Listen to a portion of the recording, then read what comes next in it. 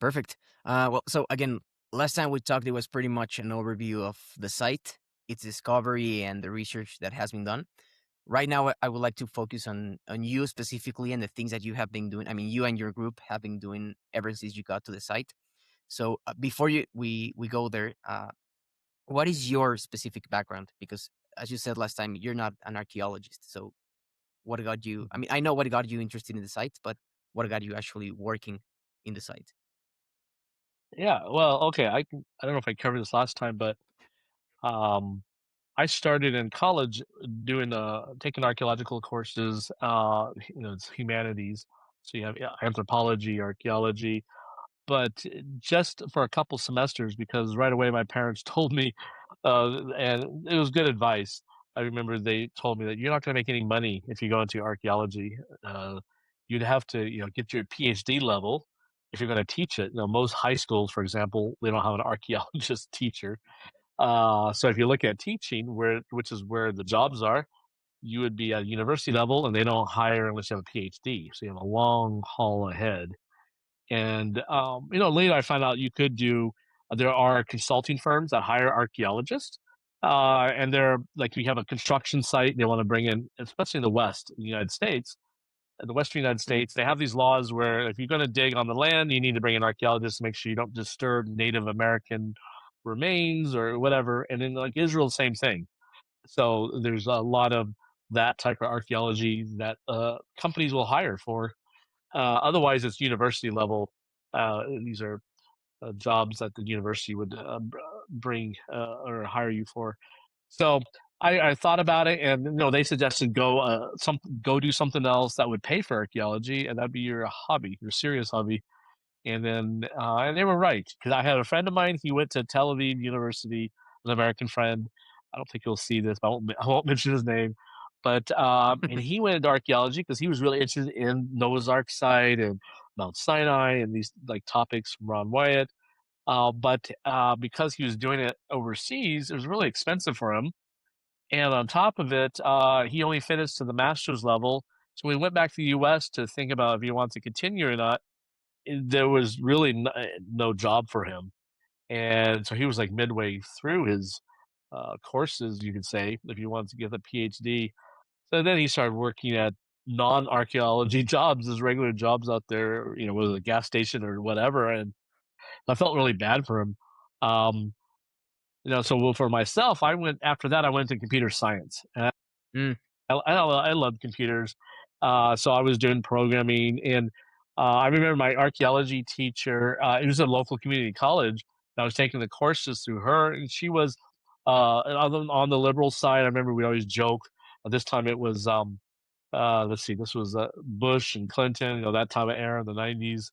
And I remember she would always introduce me to her colleagues, the other professors. This is my Republican friend because she would talk about how I was the conservative one, and I thought it was, back then I was really, really conservative, and I thought it was funny. But she let me do this side project where I would do an extra credit project, and the whole thing was combining technology and archaeology. And so I call it Grave Digger. I think that was the mm, name of the.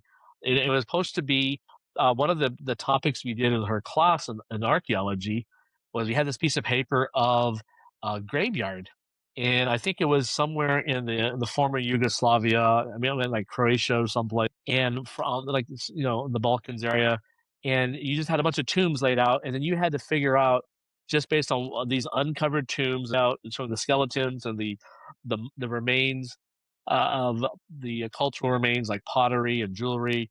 Like, what can you determine about this society? And so, there's another way to teach it, to understand how archaeology works. And so, I wanted to make that into a computerized version for middle school or high schoolers who could learn on the computer. So, I had this, I was learning computer programming at the same time, and so I remember I had the screen. It was all like grass colored tiles. And then, this is the late '90s, so you got Windows 95, things like that. And then you would click on the tile and it would uncover, keep clicking until finally you can find a tomb. And then it will give mm. you the different things. You click on it and it will zoom in to like a pot. or the skull or whatever, and then you could have a online online, but like on the computer, a report. You typed up what you found in each tomb, and then you can write up your notes. So it was just a way to get extra credit. I really like that. But then right after that, so this in the middle of going to the college there, I went my first trip to Noah's Ark. That was 1997. And so 2 years into college, I decided to take a break for a That's the year year. I was born. 97. Okay, so you couldn't Yeah. use this program I made. It wasn't made for toddlers. But so yeah, I was in college at that time, and I remember I went to Noah's Ark. I took a year off of college, and it was just so exciting seeing the site that we're talking about that I knew I wanted to go back.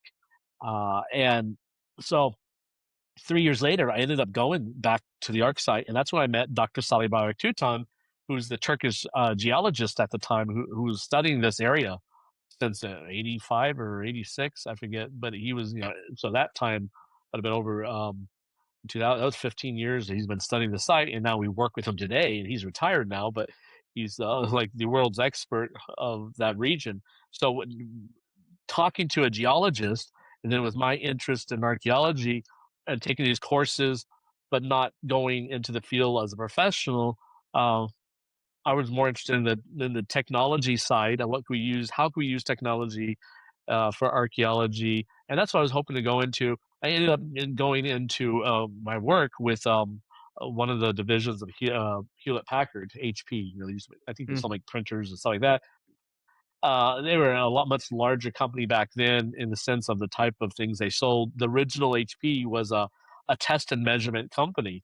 When they first started this company way back, maybe in the 50s or 60s, Hewlett and Packard, when we get the initials HP, these two guys started the company and they made testing equipment for laboratories and universities and the military. And so I ended up working. Within 2000, they split in 1999. And so they spun off that division. And I was working for that division. It became its own company. And I was there for a long, I don't know, for me, a long time because when I moved on, I think it was about 10 years working in different positions there. But it allowed me to, as my parents rightly gave me extra money. Computer, jobs gave you, a higher income, and I'm not married, so I had back living at my parents' house still. And I had all this extra income, so I could take like a month off. My manager was really mm, nice, the different ones I've had, and so I could go on archaeological digs. So between 2003 and so besides the over 1 month trip in 2000 back to Noah's Ark, I went twice that year. And then I went to these other sites in Israel and Egypt. But then from 2003 to 2006, I mean, every summer for that 4 year period, I was on an archaeological dig in Jerusalem. And so that was fun. And that was my first long term, like on it. And I was doing not like the tedious work that you see people with like a little brush. No, they actually yeah. had me in charge of the media team because they knew I liked technology and camera work. I took photography in college, and so they put me in charge of the team, basically recording what the group was doing, and so that was fun. So that's what I ended up doing all those trips, and plus living in the for a month, sometimes a month and a half. And then in 2000, I went twice. That year, they brought me in even before the big excavation. I was there for a week or two doing documenting the scanning work and they were using geophysical survey techniques like ERT in Jerusalem. And so, again, technology plus archaeology. And so I was recording that. And so just being there in this rich environment for biblical history, in Israel, it was a blessing. And this, I was thankful that I could do that, and the only way I could do that is because I had a computer job and a manager who let me take off all that extra time. Hmm. So that was, and I didn't go back to Noah's Ark since 2000. It was in 2013 that a new friend of mine I had met. He was doing a tour, and he invited me to come out there. It was mainly, it was a mix of Americans and Europeans, and he was starting to do Noah's Ark tours for the European market. And so I said, "Yeah, I'll go," but I decided to go early on. And so I went, I think like 2 weeks early, and we brought in all this extra equipment to make a new film. about Noah's Ark. This was 2013. So I brought in a professional videographer. We had a photographer, I remember. Um, but again, it was using technology to document, and I love media. That was the first time after 13 years of coming back and seeing the Ark site and reconnecting with the locals that I knew, and that really helped get my interest back into Noah's Ark. Between that time, I was interested. I was doing research. All my friends, I knew people who would go there almost every year, but I focused in on Israeli archaeology and not really going back to Noah's Ark. Nothing was going on. But I knew people who went out there on tours, whatever. So I, keep in contact with these people. But in 2013, when I went back, that's when I was like, okay, I want to do something here. So we started to focus first on the media. Like, let's make a professional film about the history and the research of this site. And we were doing interviews there, recording. One year later, we had a friend who did the ERT work from New Zealand, an acquaintance of mine, and he did the first ERT in-depth scans of the site since the Turks did some basic ERT in 1986, I think it was, or 87. Some Turkish scientists used this method of electrical resistivity that maps out what's below the surface, like GPR, like the radar we talked about before. And we'll mention some of the same thing later on tonight about what we've done at the site, which because it included these two type of technologies. But my this acquaintance of mine from New Zealand, he got a permit through a friend of mine, and so I was on that trip to, again, media, to record what he was doing and taking these the survey over 10 days. We were in eastern Turkey there, and I had a photographer and a videographer. So we were every day we tried to fly his customized drone that crashed at the hotel. But and during this trip, this was 2014 in October, and we had this. I remember that year there was all this Kurdish protests that happened right in the middle of our trip. In fact, we had to cut our expedition short because the Turks told us it's not safe for you guys to be here, and plus, I don't think they wanted us with all our media gear recording. But in that town of Dobizet, there were violent protests. People were shot. They were burning tires. All the markets and businesses were closed, and you had all this protest going on. And so at the end of the day, sometimes we would sneak out of our hotel because they told us stay in your hotel, but my photographer and I, we would sneak out and go down about a 10-minute walk. We'd go down to the main market area, and you could see the results of the protest. So we took pictures of the burning tires and the rocks all over the place, broken glass. But that was the end of the trip, and so we had to leave. But we got the guy from New Zealand got enough data, and so I kept in contact with him over the years since 2014 until like 2019. So I was just really focusing on the scientific work, and right away he was showing, especially 1 year later when he did his first initial report of the ERT results. He was saying, "Look, we're looking at three layers below the ground." That was matching. The Bible talks about three decks for Noah's Ark. He was looking at his like a hull shape, really, really deep, much deeper than what Ron Wyatt thought. So that would mean that more of the ark is preserved below the surface, and so that was really exciting. And right after that October 2014 trip, the the friend that I had known since 1997, who I hadn't seen since 2000, I told him, said, "Hey, you helped this guy from New Zealand get a permit to do the ERT survey. Let's try to get a permit to excavate." And I was kind of naive. That, hey, let's just jump in and get a permit, and we can, like, 1 year later. And so, because now we have actual, like, new data, it's digital data, it's showing, at certain levels, certain things. So let's dig down to there. And no one had done, anything at the site. Ron, he passed away in 1999, and so his last actual, like, you can say, scientific work at the site was in the early 90s when he did the so-called mini excavation where they shaved off part of the boat, and on the small section at the top, southeast, pointed in, and it showed these like vertical striations, this light and dark pattern suggested that there is fragmented petrified wood or something that represented the rib timbers of a boat.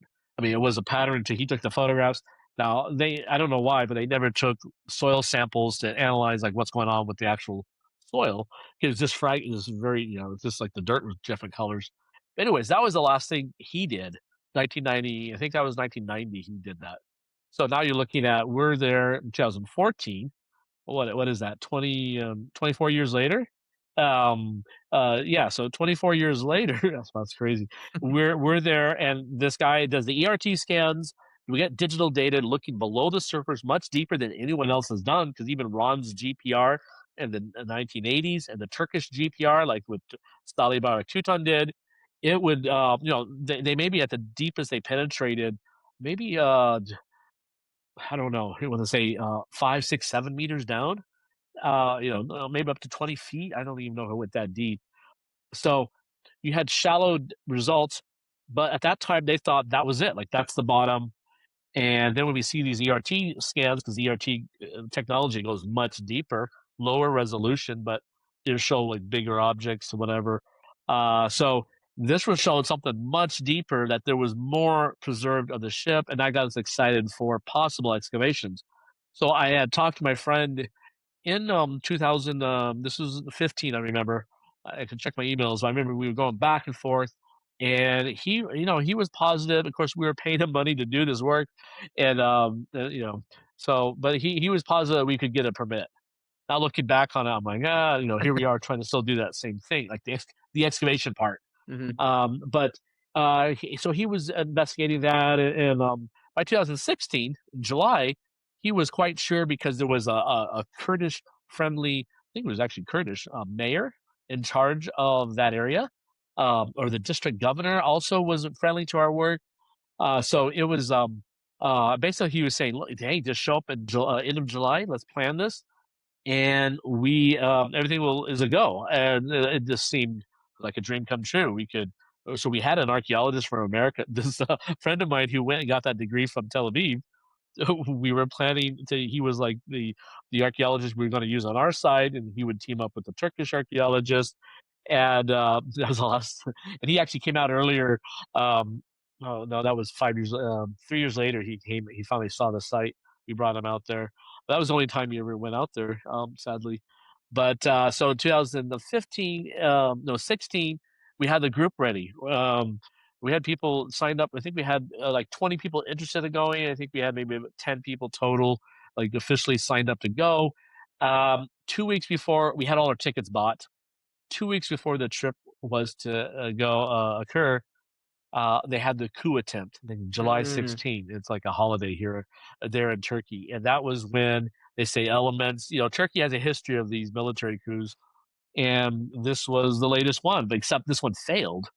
And so Erdogan had a crackdown, and it had a national emergency.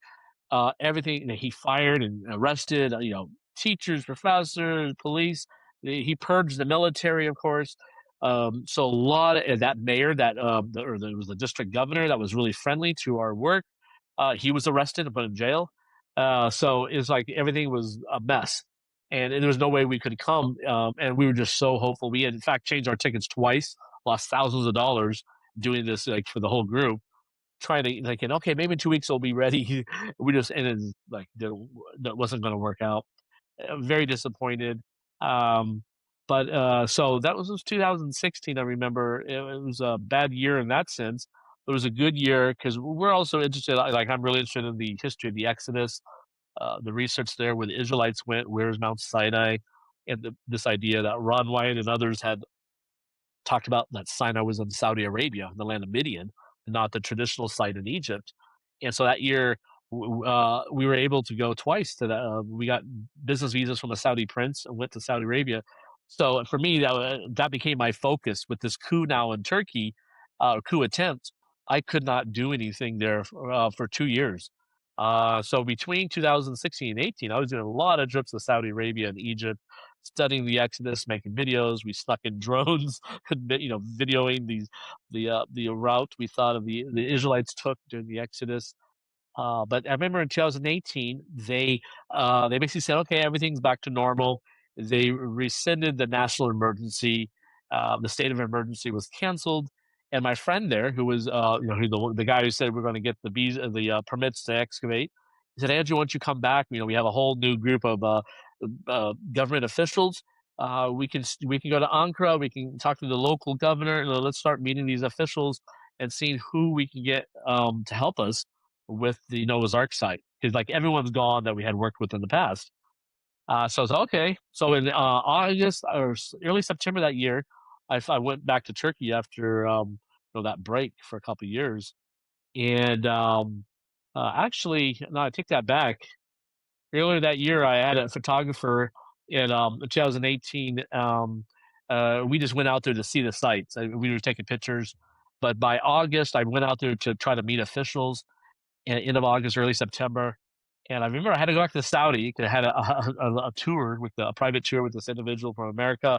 But during that weekend that I was gone from Turkey, my friend and I had paid for and set up this booth that he ran at this tourism event in Dobizet, which is the town you stay in at the base of Mount Ararat, and it's about 30 minutes from the Ark site. So that's the town. Like I would always stay at the hotel there. That's where the tourists stay. Um, Anyways, they had like a regional tourism exposition or conference, and so we got a table, and it's all about Noah's Ark. We had fossils there, we had Mm, posters, a television screen set up, and so the locals can understand, promote it. Because even the locals in that area, not many people go out there at that time, and so it's kind of an educational event. And so I'm in Saudi Arabia doing this 3-day tour at this Mount Sinai site, and my friend texts me these photographs every day for the tourism event, and he said, "Hey, guess what, Andrew? A Turkish archaeologist just came by the booth, and she is interested in teaming up for doing work on Noah's Ark." And, and that was the whole reason why I went to Turkey earlier that month. So this was end of September, and I went there, I don't know, first or second week of September I was there, and then I went to Saudi. But I was there to meet officials and try to find an archaeologist that would be interested. That's the biggest problem, is trying to find professionals who want to put their reputation on the line looking for Noah's Ark. Then for them it's a fairy tale that most people don't believe in the story at all, that it's a factual, event that happened in the Bible. And so to find someone interested, especially a Turkish person, that's like, wow, God like connected us with this person.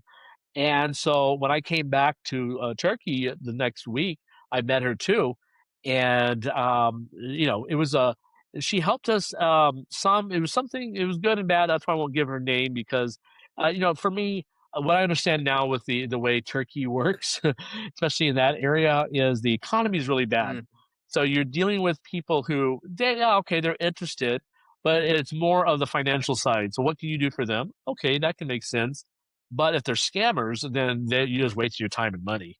So we've learned that lesson the hard way. We've lost thousands of dollars for people who said they're going to do something they did not. Anyways, and I'll explain some of the things we've done with her help. So it was good, but no, we don't work with this person anymore. And at any rate, this was the fall of 2018. I remember in 2019, I'm trying to just go in chronological order, building up to us doing work on the site. I know you asked. That was like that's my background, in computer science. And I was so at this time I was working on for myself. I had in 2014 I quit my job. At that time in 2014 I was working for, you could say it's the state of California, but it was their it was the prison guard union, so the correctional peace officers are called, and the union has an organization. It's not a nonprofit, but I don't know what the IRS calls it. But they deal with like all your medical benefits, your life insurance, dental, and all that type of stuff. And so I was the senior programmer for that. Good money, good benefits, but this was also the same time that the iPhone and Android apps, like the Gold Rush, we had the app stores, and so I jumped on that. I was making really good money doing both, and so I finally quit my day jobs. I'm just going to focus on apps. It's like the Gold Rush, and so me and my friends, we were doing that for almost until COVID. But by 2018 and in early 19, I was doing less and less. I had enough money that I was focused more on. I just wanted to go overseas and do this research. I spent a lot of months in Turkey in 2018, and then so 2019 comes around, and I actually overstayed my visa in 2019, because I'm there and I misread how long you're supposed to stay in Turkey. I thought you were allowed to stay like 6 months or something, and it was 90 days out of 6 months. And so I told my friend, "Oh yeah, I'm gonna leave in October." And I think it was like 19. And then when we looked at my visa and realized, oh no, this is actually the 6 month period. That's when it ends. But in that 6 months, you're only allowed Yeah. 90 days. So I was way over. Yeah. So that was yeah, I misread that totally. And I got in trouble. I had to pay a fine leaving. And then they basically say you can't come back for 3 months, which was fine because I was gone. That was wintertime. So this was, so 2019. Like that's when we brought in my friend from, my friend who got that degree from Tel Aviv. And because we're thinking, okay, the 2016 excavation attempt didn't work out, but he could meet the Turkish archaeologist we just met, 6 months before in September. And so in March of that year, I think it was, yeah, March, we bring him in and another guy, and we go out there to Turkey and we meet with this archaeologist who wants to help us. And we're just, trying to figure out, and she wants us a stipend, like basically $1,000 a month for her help. And so one of my friends, or a couple of them, and myself, we started paying her to be like the official liaison with the government. Because for archaeology in Turkey, if you're going to do any type of work like that, it's all under the Ministry of Culture and Tourism. And so that's a government ministry, like the Ministry of Defense. So it's one of the departments of the government in Turkey, but they handle everything dealing with museums, archaeological sites, tourism sites, regulation of hotels, anything regarding tourism or archaeology and cultural stuff like that. And so she knew the head of the Ministry of Culture and Tourism for that province. And so we went and met this guy, and he told us the same thing. In fact, it was a year later we actually had a meeting with him. But before that, we had met him like informally. But then when we met in his office in 2020 during COVID, I remember he basically said, "Yeah, you work with her. She's you want anything done, go through her." Um, and so that was great. But in 2019, that was a year early that year in February. In fact, both my parents passed away, and so it's kind of like Sorry. traumatic. And yeah, it was kind of a start of a bad year. But I had to postpone the trip because we were going to Egypt, Saudi, and then later in the year, as I came back, and later in the year, I went back to Turkey. That's when I overstayed the visa because I was in Turkey from like May, I think it was, all the way till October. And but it was interesting because that year, the year before, for example, we were the first year in 2018 that we had um, what you call it, a newspaper reporter interview us. It was a random thing. It was a Turkish lady out there, and she had her drone team, and that's the first time I was able to use my drone because they let me fly under their Mm. license, their permit for that area. And so 2018, she interviewed me. It was mainly for audio, but it was a write up in their on their website. And so that was the first time I was in the news like that. Then I remember 2019 comes around, and when I go back to Turkey, this is after my parents had passed away. Um, where I'm there, and I get contacted. I don't know how how they reached out to me, but it was the Science Channel, and they're actually a sub channel, whatever you want to call it, a part of Discovery Channel, and they wanted to set up do a 1 hour film just about the site and the controversy. Is it Noah's Ark or not? And so it was like a special. It wasn't part of a series. And or actually, maybe it was under a series. Yeah, I think it was. But it's a 1 hour episode for their series. I forget. I think it was like Mysteries Unknown or Mysteries something. And so when they talked to me earlier the year, they asked, "Are you going to do like we need action shots? Are you going to do anything out there?" I said, "Well, we don't have anything planned." And it was very difficult. We're trying to push this Turkish archaeologist that we had just met the year before to let us do something that year. Like not for that it was her like her position to give us permission, but we wanted her to go get the permission. And so we put a lot of pressure on her that summer. But I was telling this film crew, okay, well, maybe you can push it off to the very end of the year, before the rain comes and the snow and before I leave. And so they picked a date. This is early in the summer, and they had to go through the permit process. And so they picked a date of I think the week.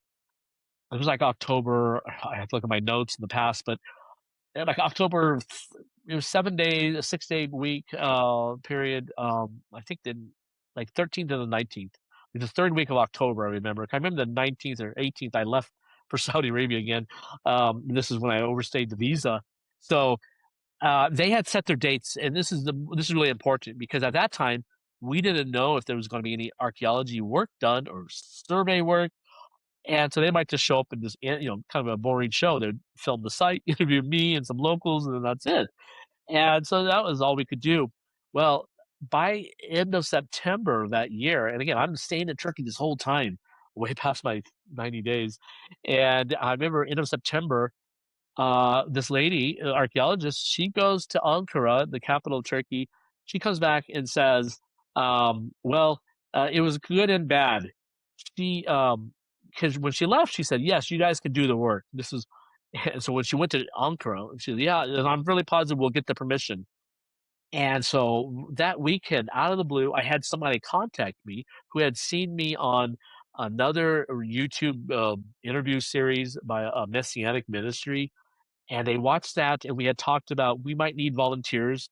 Could we were hoping we could do another excavation, and so they had my email address on the screen and the website, and so this person contacted me and said, "Hey, what's the latest? I'd like to help somehow."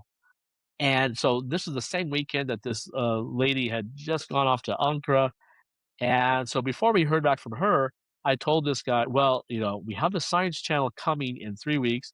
We believe this lady is going to get permission for us to, at the minimum, do scans. Like we can finally like scan the boat with modern technology. Because the last when we were looking at GPR, we wanted to duplicate Ron White's results, Dr. Sally Barak Tuton's results, and using, of course, the new technology. It's all digital. You can make a 3D model and all that.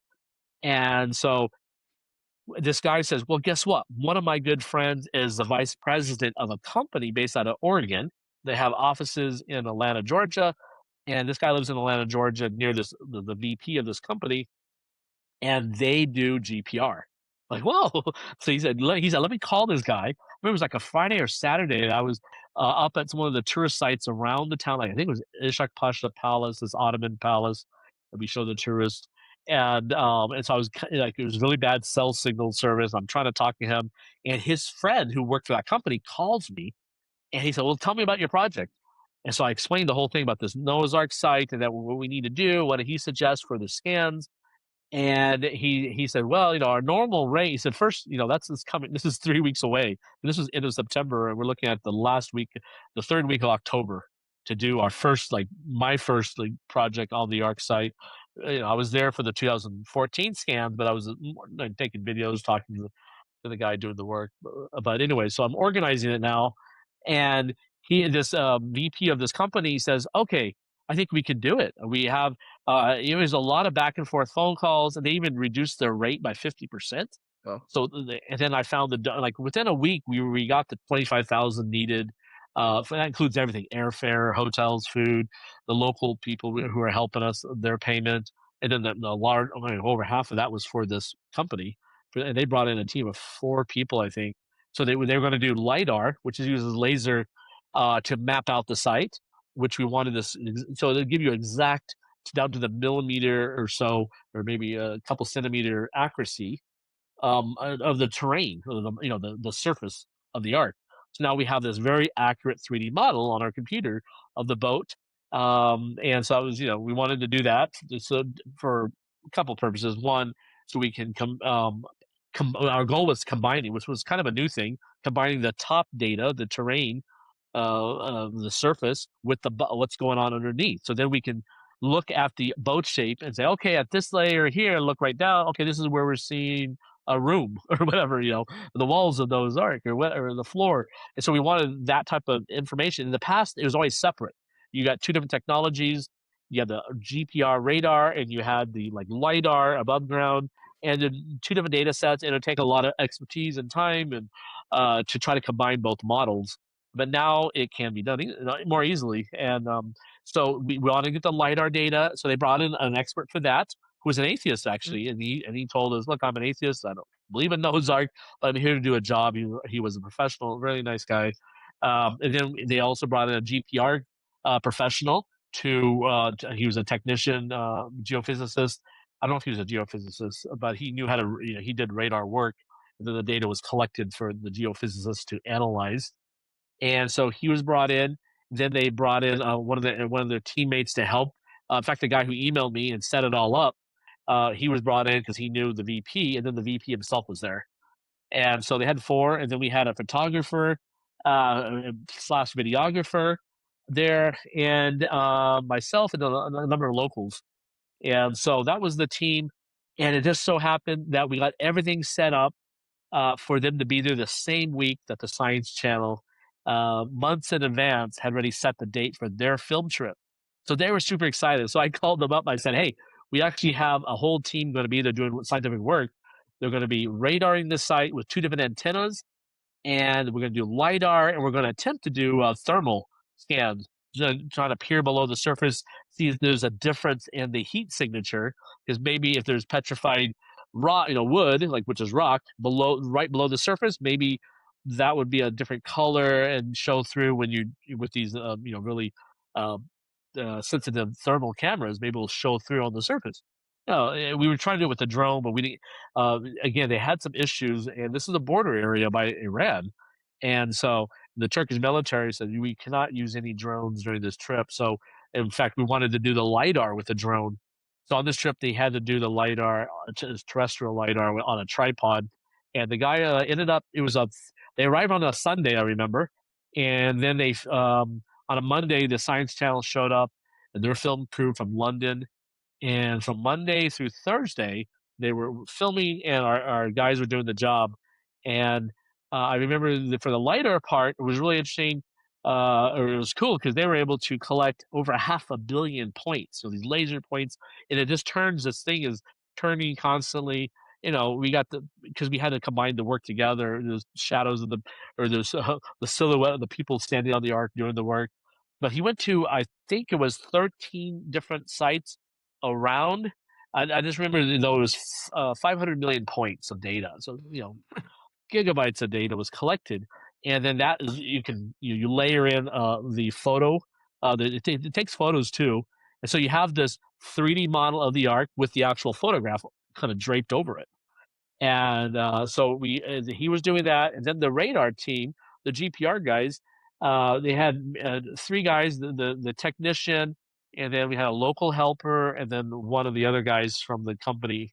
I think it was the friend who knew the VP. He was helping, and they scanned the boat with two different antennas. We had a 250 megahertz and a 100. So what does that mean?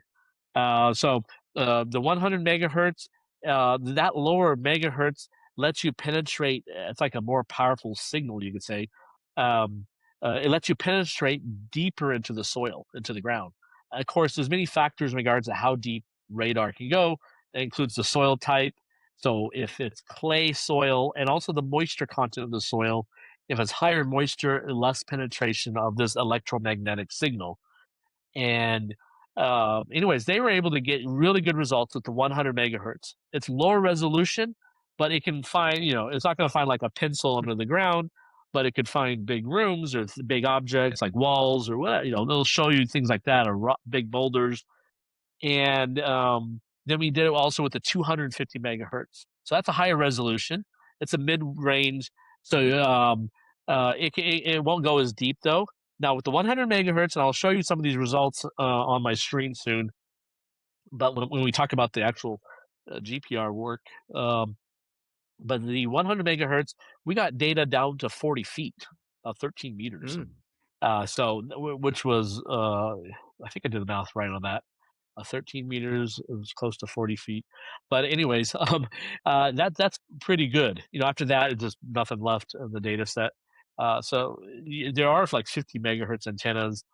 We might try that again just to see if because we really want to see what's below that. Otherwise, you got to switch to different technology like ERT, but that one is not as granular in the resolution, so you're looking at a blob kind of, and it won't show you like really clear layout if it's like a wall or something like GPR can. Any rate, so that week they worked, and so they not only scanned the site with these antennas, with two different antennas, but we had picked out 3 different areas of the site that we wanted them to really focus the antennas, and this was based on results of the ERT scans done in 2014. Since we had that data, printed out, we had asked the guy who did the scan, "Okay, what's some of the, like, best locations that you're seeing something interesting that we could then focus the GPR, which is higher resolution?" And so we found 3 different sites, and we did a zigzag, type of survey with the 250 antenna. So it's high resolution, and when I don't think we did the 100 megahertz on that, but we did the 250, and it went back and forth in a zigzag pattern at these 3 sites, and it's really focused in. We hope we could, like, create a 3D model of something at that location. So that was the work. So this was, 3rd week of October 2019, and I leave the country, and then I had to be out for 3 months because of overstaying the visa. And early 2020, I come back to the Middle East to have I had some winter, like in the winter months. I'm doing tours and research of the Exodus. I'm in Egypt, Saudi Arabia, Jordan, and I remember I was in Jordan. I just finished a tour, and my friend invites me to. I had some time to kill, so I go to Turkey. It was end of February, and I'm there, and all this news started coming up, like, oh, there's this pandemic, this virus is spreading around the world. And so then by the 1st of March, we get news that Saudi Arabia, it was closing all their borders. You couldn't even leave the country if you were there. And Turkey was also have these really strong, stringent requirements for entering if you don't have like the vaccine shot or whatever. And so it was very difficult to move around and travel. And I had to cancel because I was the 1st of March, I had a tour for Saudi Arabia of over 20 people. And I remember it was thankfully the border closures happened like 3 days before the tour started. And when I saw that news, I immediately contacted my group, and I was in Turkey, and I said, "You guys don't come to Saudi for the tour. Where you're going to be like, you can't get in anyways." And so I was thinking, okay, what did I do? Should I just go back to the US and wait this out? No one had a clue of how long this would last. What is this pandemic? It was like kind of a new thing, of course. And so my friend said, "Why don't you stay here?" He had actually surprised me when I got there, and had built a little you say like a condo, like a one room, like a hotel size room, but it had a kitchenette, a bathroom, shower, and then the bed and an office area. So it was all in this little area he had built this on his property. And he said, "Look, this is for you to use whenever you come here, so you don't have to pay for the hotel." And he said, "Pay for a hotel." And then he was telling me like, "Well, now we don't even know if the borders will reopen for, who knows, 6 months, a year later." So he thought it was best if I stayed there, and I could see why later. I helped with his bills and everything. But I also, this was a good thing, and he was right, that I got to get to know the locals by living there that long. And that was when I moved there. I decided, okay, um, you know, the year before was we had good and bad. My parents passing away. That was a year my landlord too said, "Hey, you're gone." And I was in Turkey when this happened. He said, "I'm going to sell the house," and so I had to put everything in storage. And thankfully, I had some friends and family members do that. So basically, I had nothing to go back to. It was all in storage. And then now the pandemic hit, and I'm thinking, okay, my friend has a place for me to stay here. I could then, like as he said, get to know the locals, the officials, try to do some work, being stuck, staying in Turkey. And that's what I did. So in March of 2020, or into February, I stayed there. And until now, I go back and forth, but over half the year I'm there.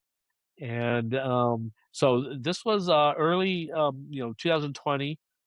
The government, the first part of the year, we couldn't do much. I remember it was Ramadan too, so it's not like I could have meetings with officials or anything. It was just mainly just hanging out, watching Netflix. They're stuck at house. In fact, the Turkish government, they had stringent requirements, like you could only walk to the nearest supermarket near your house. They found you at another supermarket and they looked at your address, you had to be fined big time. They had these penalties, and so not much you could do for a month or two. I remember that lady who's the archaeologist we had met, this Turkish archaeologist. So by the way, so this is the behind the scenes story of what happened on that trip. She comes back from Ankara. So remember, I told you that she went to Ankara to get permission, and when she left, she said, "Oh yeah, yeah, this is good, positive. I'm sure we'll get the permission." And so I called these, I get connected with this a company from Atlanta, Georgia, and Oregon, and we get everything signed. We fundraised. When she comes back, I think it was like 4 or 5 days later. She comes back and she tells us, she says, "Oh no, they're not giving us a permit." And we're like, "We have a team site. We already like we give a deposits. People bought in their flights, and you're telling me now we can't do any of this work? We have a science channel already there. No, they have their separate film permit, and in fact, they got their permit through the Turkish Film Commission, the government agency that gives it. And we know he's now a good friend of mine, the chairman of one of the organizations connected with that, who helps people get their film permits, is a good friend now, and we connected because of this trip. Because basically, somehow he had emailed us. I forget how he got involved. There was some issue with their permit of filming at the Arc site and all that during that month, and so we connected with him through another friend. I don't know. Anyways, he got involved and he pushed through the permit. So we had issues with their permit, but they got everything settled. But our survey permit didn't come through, and I'm like, what? And we just told this whole team to come out here. We fundraised, and now what do we do? And my friend, he basically said, "Look, there's a lot of verb like in the Middle East, you can get permits to do stuff." He said, the biggest people or thing that counts is if you have local permission from the like security officials and the governor's office, things on the ground versus higher up." Mm. And I was like, "Okay, so what do we do?" And so it was kind of stressful, but we basically said, "Let's just go ahead with the trip." And we informed the security officials that, hey, we're going to be there 3 or 4 days scanning.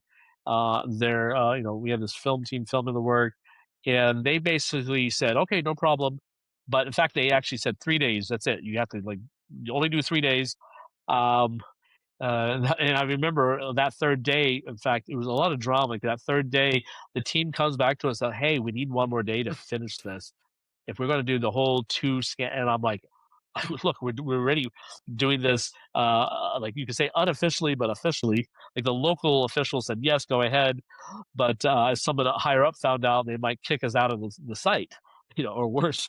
And so here we are. We're trying to get this data, and we need one more day. They're telling us. And my friend was so stressed. I remember he's like, Andrew, this could end it all. Like if we do one more day without the permission of the local, and they catch us, you'll be kicked out of Turkey probably. We won't be able to do anything more on those Ark.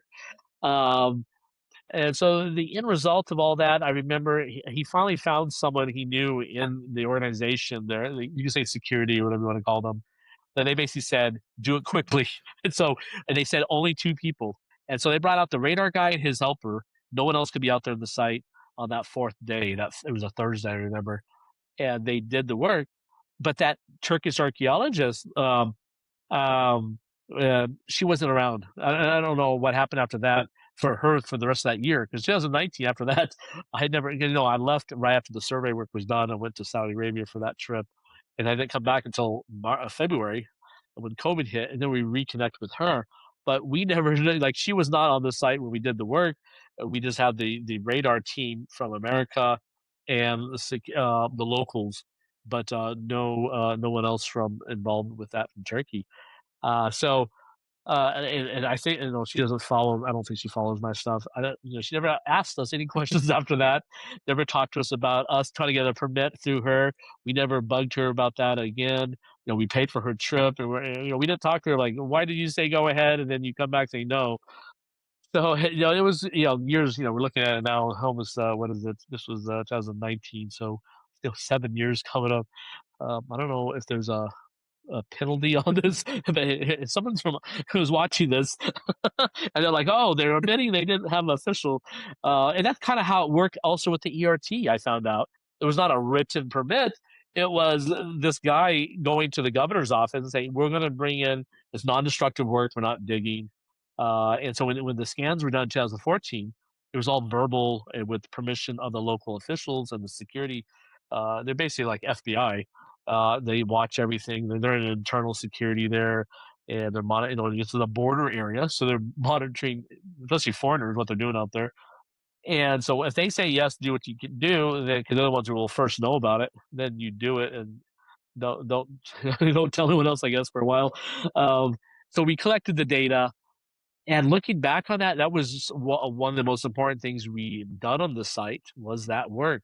Plus, I'll talk about the soil work, but for what we got out of that trip, it was amazing because not only did we have it documented with the Science Channel and all their fancy cameras there, and that was, you think about it, they set up their trip way in advance, like 5, 6 months before, and then it all worked out for us to do it.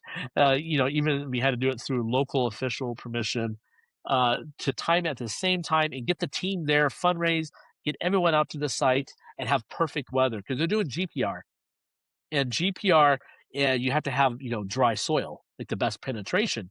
And so we're there when it is like 2 weeks before, I think it was. We had a storm, like it was like misty, just cold, cloudy weather.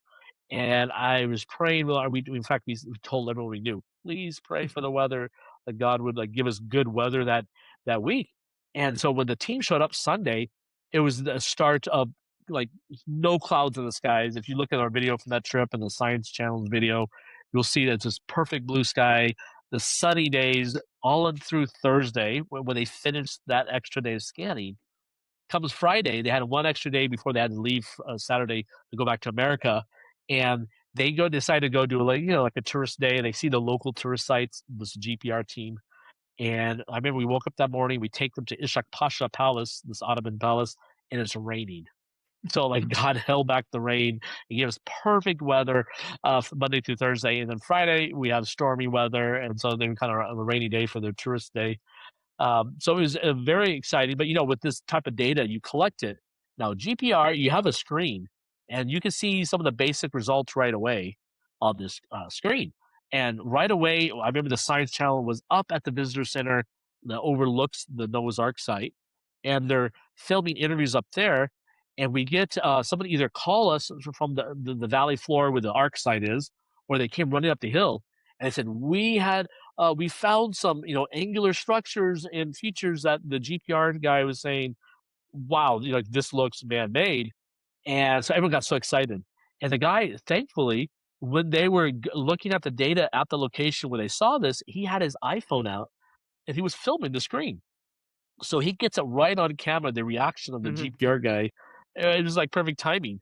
Then he was like, "Whoa, whoa, stop there!" Because they're going like, foot by foot, deeper, deeper. Like just kind of scrolling through the data at this one location, and just looking at it. And when it gets to 3 meters, about 9 feet, the guy's like, "Whoa!" And you start seeing these lines show up and right angles, and so the Science Channel was very exciting. They had to interview everyone from that team up at the visitor center. So I got pictures of them doing that, and I was interviewed as like the guy in charge, kind of. They interviewed me, and so it was on. I'll have to find the episode and send you the. You might have seen it already, but it's been on actually different channels now. You know how they reuse these shows Hmm. for cable network.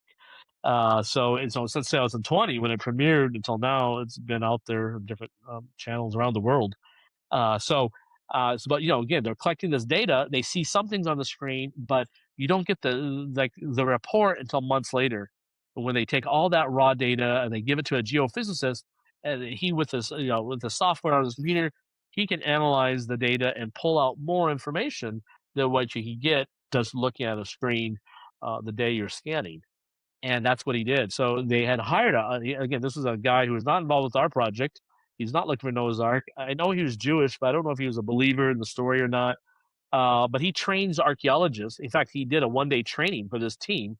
Because the one guy was a technician for GPR. He does GPR work, but because we had extra people helping him, and he was saying, well, for this soil, for this site in Turkey, here he did a 1 day training.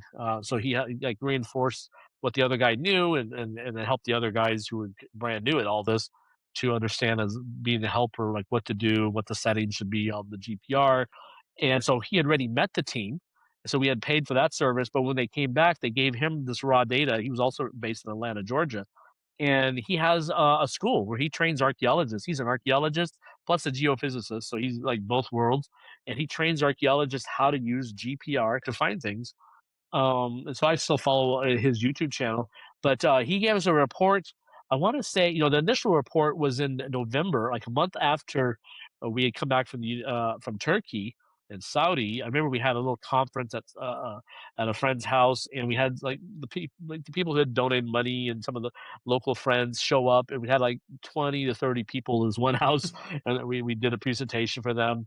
And this archaeologist slash geophysicist, he gave us some new images to show the group because he had found. I don't know if he had. Yeah, at that time he had the initial report done, and he had found on the uh, lower end of the boat, the right side, if you're looking up at the boat shape, so that would be your northwest side, near the rounded bottom. He had found in that valley area there right angles, a whole series of them.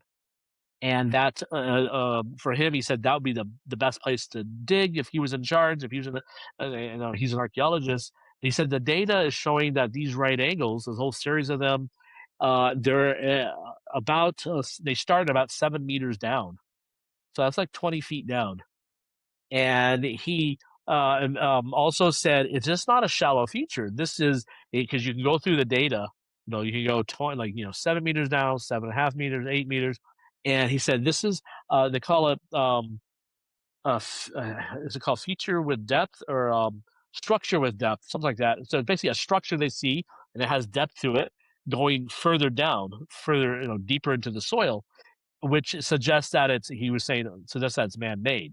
Of course, you need to ground truth it and dig down to it or core sample, see exactly what it is. But just with a radar, he's like, this is really exciting. Normally, you wouldn't see this as a natural object like this. And so that was the report. So this was after the Science Channel. This is not even in their TV show because they had their own editing, they had their own deadlines, and so the Science Channel got their show out in early, I think it was March, that they premiered their show about that site. And so by then we also had this extra information from the geophysicists. So now we have two sites that were of interest. We have this one that's 9 meters, 9 feet down, 3 meters on the east side that was showing parallel lines and even some perpendicular ones. You can say right angle, and that was shallower, like 3 meters down. But then right across that central hump on the west side, with what this archaeologist found, we're seeing 7 meters down, 21 feet, this series of right angles that has depth to them, like it's like a wall or whatever, but it's a feature that has depth to it, and that he said is possibly man-made. And so that was like the greatest thing. Like, we don't know what we're going to get. You hire a random team, and then you know these people. You hire them. They come out to do a job. They collect the data. They could have just said, "Hey, we see nothing." Um, and he's okay. Well, we tried. It's got $25,000. It's not like we're forcing these guys to like. They're not part of a team, saying they're not looking for Noah's Ark either. But it was great because we actually got good results. That shows there's something interesting down below that goes along with the theory that this is the decayed buried remains of Noah's Ark. That it's not just a random object with rubble and dirt just all mixed up below. So anyways, so that was right when the pandemic hit. I remember we then started meeting these officials later in the summer where you could travel more, and the workers started going back to work. And I told this the other thing that this lady did for us. I remember I told her, so okay, besides trying to work to our next goal was to excavate. We really want to excavate, and she kept saying she could get that permit for us, and there's all these different things she had to do. But then I told her I really wanted to get to the Iranian border. Now, right above, like we're a mile basically from the Iranian border, for the ARC site. And right at the top of the border, you can see the border wall today that Erdogan has built. When you go to the visitor center, you look up, you'll see the border towers. There's a border wall he built, kind of like what Trump wanted to do with the Mexican border. You have this like 3 meter high wall, cement, and there's a service road beside it on the Turkish side. So the wall and road is actually on Turkish territory, and behind it is the official border, and so which is a barbed wire border. And then you have every maybe half a kilometer, you have these towers, which are military towers on the Turkish side. And I told them I really want to get up there because I wanted to check out. Ron White had talked about seeing ancient inscriptions up there, including one that had the boat shape with 8 faces in it and some birds. And so he thought maybe ancient tourists and it made a petroglyph. It made a stele, which is a rock column that put writing or petroglyphs or pictograms, type of rock art. And he said he went up there in 1984 and saw these broken up pieces that were used in the border marker. So they not only have these border towers, they have these markers that are maybe a couple meter, maybe a meter high or meter and a half, so 3 or 4 feet high. Is this every less? I think it'd be less than a half, maybe like 250 meters or half a kilometer that would have these markers. And he said two or three of them had these inscriptions on it. They had reused the rock and put it into the modern marker. And so he had a couple photographs, and one was broken up. You could see this piece. It looked like there was the pointed end of the boat shape, and maybe a bird. Like he said, there was two ravens. You remember the biblical story? There's two birds that Mm, Noah let out, and so we were. No one had ever got up there since he was there and taken those photographs in the mid '80s. And so everyone's tried. Everyone I knew has tried to go up there, but it's a million. You're right beside the border with Iran, and in the past, during Ron's time when he was working out there, it was less secure, you could say, and the soldiers kind of let you do what you want. Like you could walk out there and whatever. Now you can't. There's cameras everywhere, sensors, drones, barbed wire. There's a military base now up there, and so to get to even the spot where these so-called inscriptions were, you'd have to go through the base. And so I told this lady archaeologist, the Turkish lady, I said, "Hey, if you can get permission for that, I'll pay you extra." I remember this was in 2021, I think, that this is the summer, and it might have been 2022, but anyway, it was the summer. I remember she finally comes to me and says, "We got permission to go check it out first. Let's just see if we can get out to the border." So we go out there, and I remember we actually get behind the wall. So we're in between the Turkish, 20-foot high wall and the actual border, which is barbed wire, and we're at the base of this one tower. And right there, right beside it, is this smaller rock formation, rock monument that on the Turkish side had the number. I remember 65 spray painted on it, but from Ron's photographs, the ancient inscriptions were on the Iranian side, and the ancient. So, and we couldn't get to it because the barbed wire is between us and this rock monument. And the commander said, "Well, I'm sorry, but actually, we would let you go out there if you could, but it's mined, so you mm, blow yourself up walking out there." And I'm like, "Okay, that's not good." So he suggested, it was his idea. He said, "Well, we could fly a drone to fly out around all these, there's like 3 or 4 of them. I mean, they go all the way up and down the border, but the ones we were focused in on, I think we were 4 of them." And so, anyways, he suggested the drone, using a drone. And so when this was a 1 day trip up to see what's going on, like survey the land kind of thing. And thankfully, and then they knew I was American. They had to, like, they took photographs of the passport, logged us in. And then they were always with us, the commander and he had a bodyguard and then his soldiers. And so after that was finished, went back down to the city, 30, 40 minutes away, and we were talking with the archaeologist. She was there with me, and she said, "Well, let me try to get a permit to fly a drone." Like, the commander suggested we do the drone, but she said, "This is going to be very difficult because you'd have to fly it into Iran, the drone." mm. So, think what's happening now with Yeah. drones in Iran. And so this is 2022. I don't, maybe it might have been 21, but so um, 1 month later, she says she has the permission. Of course, this is the same person who said we had permission to do the survey work in 2019, this archaeologist. And anyways, but she shows me the official document, and I had it translated, so it was an official permit to do this. And she has me listed down as her helper. Like, she's the archaeologist, so she goes there, and so I was going to document this, and she was going to, like, I was her assistant, and I was the media guy, like, the photographer, but my equipment was a drone. And so I didn't ask questions like, okay, who knows what or what we're doing. I mean, like what type of permission do we have this time? I assumed the Iranians knew because I didn't want. It was my drone too that was being flown. It wasn't like one of theirs. So we get up there, and the commander has very specific instructions for me. He says, "You can't do any videoing. only pictures, and you're only going to take pictures of the actual panels of this rock monument for each one. So you can fly out to them and then go around and take pictures, close ups, and you can't take a wide shot photos of the border area, so you can see then where everything's at, the military posts and all that. I said, "Okay." And I remember we get up there, and he was watching real like, I had the screen, and you're doing it his, like, pressure, doing the first couple stone monuments, and him and his, assistant, and his assistant is actually his bodyguard, who's armed, making sure we don't hurt the commander, and he's there, and then you have the one tourism official in the Ministry of Culture and Tourism, and then you have the archaeologist.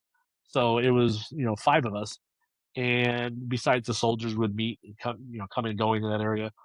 And I remember they're all watching the screen, and I'm just flying this drone up. I'm thinking, "Oh, okay." I've done a lot of drone work, like in Saudi and Noah's Ark area.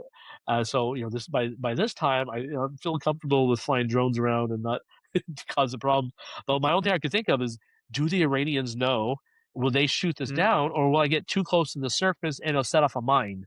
And I'm thinking, "Oh, yeah," 'cause, the guy said it was mine, so if I fly close enough, maybe it'll recognize the lithium batteries in this metal it was a Mavic 2, I think we had at that time, and, it wasn't all plastic, so anyways, it was good, and the only one time we were at a bottom of the hill, and one of the markers, and the marker was actually further away from us, not right beside the barbed wire, so the actual border at that location was further from the wall, and I was flying the drone up, and then you go over to where the marker was, and I remember, I lost connection with the drone.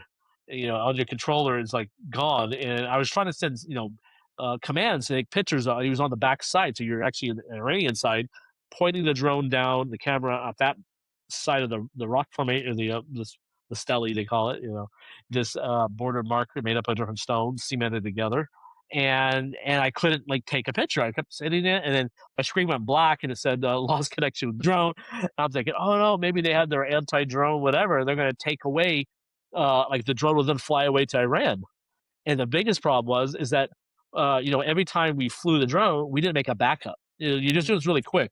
You go to one marker, you fly it. So all the memory card, the SD card that has all the photos is on the drone. So if it crashes or goes to Iran, you just lost everything. And so when I lost the connection, that was our last marker too. Everything would have been gone. But thankfully, DJI drones, this is the big Chinese one company. Their drones has it. So if you lose the connection, theoretically, it just goes up in the air and it automatically flies home, like where you started from. And it did that. It went up, and then finally I got connection again. I can control it. Um, but that was probably besides the initial flight with the commander watching. Anyways, the whole story is I get it back the data. We're looking at these pictures, and then suddenly we realize because on one side you have the Turkish numbers, and they use our numbers, so I know what you call those. It's not Latin or Roman numerals, but it's like 1, 2, 3, 4, mhm, 5. So on the Turkish side, on each block on their they have like the one marker we have Ron White standing next to in a couple photographs. It has like what you think is the boat formation. It has the pointed thing on the Iranian side. Well, on the Turkish side, that one had the numbers in black, spray painted on the rock, 65. And then you go down to the next one, it had 64, 63, and then this way was 66, 67. And then we realized, oh, they're marking these markers with numbers. This is marker number 60, whatever, like mile markers on a road. So okay. Then when we looked at the other side, the Iranian side, for all these markers, except for that one where I lost the connection, we realized that they're doing the same thing, but in Farsi, mm, with Iranian numbers than the Farsi being the language. So when you look at Farsi numbers, and I just like, okay, well, let's look up because some of it looks like Arabic. At first, I thought it was Arabic, but like the Farsi number 2 and 3 is the exact same way that Arabic 2 and 3 is written. And it goes up, and there's like a couple humps for the 2 and the 3 hump, dips, whatever for the 3. And but then I realized no, because they had like other symbols for the numbers, and so then I realized okay, this is Farsi. So I then look up a chart on Google, like images. I looked it up, and I'm just looking at the numbers. I'm like, oh, so 65 in Farsi is this. Um, you have the what is the one symbol? It was like this what Ron thought was a bird symbol, and then right beside it, the 5 as an upside down heart. But in Ron's photograph, part of the rock is broken, so when they Mm. just shoved it into place, you just see this pointed heart shape in, but you don't even, unless you look. In fact, I didn't have to do all this work. I could have figured this all out just using his old photograph. Because when you zoomed into his old photograph, you can see that it's not just like the arc going all the way to the bottom, actually curling up like a heart would do. And so you see this bottom shape here curling up where they carved it. And then I looked at the other photographs, and it was a mat. Like it was a pattern. Yeah, on the other side, the Iranian side, they had Farsi, and now instead of carving them onto the rocks like they did in the past, now they just spray paint the numbers. And so that one broken up one is okay. That's 65. Then there's another photograph of Ron standing by this border marker, and it was 63. And it was the one that I didn't get permission to do. I didn't put on my list. I didn't know that. I thought 63 was right beside this other one until we realized they're numbered and sequenced. So 63 was way up at the top of this cliff, and that wasn't on our permit to go up there. And they have a Turkish tower right there, and I ended up just looking. And so this time, all we did is using Ron's photographs. He took a photo which was crystal clear. He's standing next to this tower, this little stone monument, and it actually carved into the stone blocks, was Farsi 63, but he had interpreted as being like the three being a Mm. bird, like the wings of a bird. But when you looked at his reconstruction drawing, finally, he had a drawing where he said, "This is what the monument should have looked like." He had the 8 faces and a boat, this ridge of rock above the arc, this cliff face, and then two birds above it, and then a mountain scene. So that was it. That's no words, just a picture. When you look at how he reconstructed the birds, and you look at what he was saying, his actual photographs of what he said, okay, this is the bird. It was doesn't even match. And so I was like, oh, so Ron didn't even use what they actually carved. Because what's carved on the rocks, what he was saying is a bird. No, you look at it closely. Oh, it's this three in Farsi. And so, yeah, I did probably have to go through all that permit process. Like we could have, if we knew it was a pattern like that, we could have then understood that he misinterpreted the data. So that was kind of a bummer. It doesn't change the fact that the evidence, like what we're doing with Noah's Ark, but these are some things extra away from the site. Ron was looking for other artifacts and other evidences that would point to ancient tourists. All the ancient historians, Josephus, 2,000 years ago, the Jewish historian, he quoted a lot of these historians who talked about seeing like that tourists at that time, pilgrims, could go see the remains of Noah's Ark. And they could take, little lucky charms, talisman, and take it away. And up to the 4th century AD, so 300s, right after Constantine made um, Christianity the legalized religion in the empire, during that century, some of the church historians even said the same thing. Whether they knew or they're just quoting older historians, these were people who were saying that people could go see Noah's Ark. So Ron was looking for evidence of that, near the site or away from the site, and he thought maybe that the Ark, and we do really believe, because the Ark is on the middle of this low mountain range, at 6,500 foot elevation, and the summit or the top of the range is about 8,000 feet, a little over 8,000 feet, which is the Iranian border. And so he was up there looking around, thinking, well, the flood story, the water recedes, the ark would have grounded itself higher on the mountainside. The first part, the hull would have sunk in the mud. And then, so how did they get down to where it's at today? Well, you can look on Google Images or satellite, you can buy your own satellite, whatever, and you can see that this whole mountainside collapsed, and the mud flow, the earth flow coming down, carried whatever's in it all the way down to Mm. the base of the mountain, actually, the valley floor down below, which is at 5,000 foot elevation. So 1,500 more feet below is where the valley is. And the ark is at 6,500. And then when you study the location of it, you can see that the ark has like basically got stuck there. It's in the western edge of this narrow channel between two hills, but the west hill has the visitor center, and the valley floor is the arc, but the arc formation is pushed to that west side, and it's actually tilted like 4 or 5 degree angle towards where they now have the visitor center. Like it's a so that's why the visitor center is the perfect spot. Like God planned ahead. If this is Noah's Ark, and it's a perfect location on that west side to take pictures of the Ark site because it's actually tilted to 4 or 5 degrees towards that west side. When you go to the east side, I've been on those hills on the east side.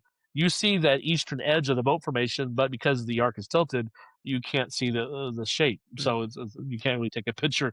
Um, and so when you look at these satellite images or drone photographs like we've taken, you can see the mud came down, would have brought the object, the arc, itself to this narrow channel, and it shoved it over to the west side of the narrow channel, and that's why the arc is tilted because the mud's coming in and it's pushed it and changed the angle of it towards the west, and so that's why it's there. It's like friction has kept it there, and so, so basically, everyone believes that this formation, the arc itself, landed higher up, which is now the Iranian border.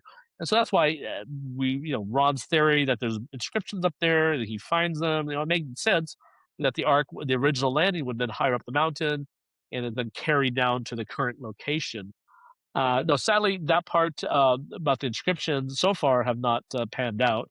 But it's part of the process. You're doing this work. You don't know what you'll find.